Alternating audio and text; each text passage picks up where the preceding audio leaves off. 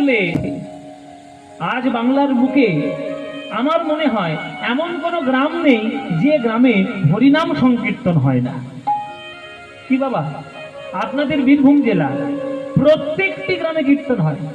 আপনাদের এই অঞ্চলটাতে, এই নানুর অঞ্চল বা আপনাদের যে মুলুক, এই সমস্ত চারিদিকে হরিগুণানুকীর্তন মহোৎসবের নামে প্রচুর অনুষ্ঠান হয়। আমি এক সময় প্রচুর অনুষ্ঠানে গান গেয়েছি। এই বীরভূম জেলা একটা আমার ঘরই বলতে পারে।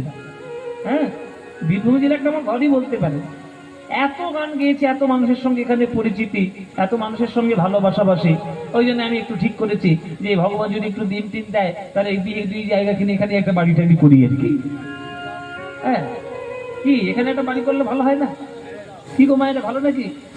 নাই তোমরা যদি জায়গা দাও তাহলেই করি একটা, তাহলে প্রতিদিন কীর্তন শোনা হয় ভালো করে। যাই হোক, আমার বলার উদ্দেশ্য হচ্ছে বীরভূমের এমন কোনো গ্রাম নেই যেখানে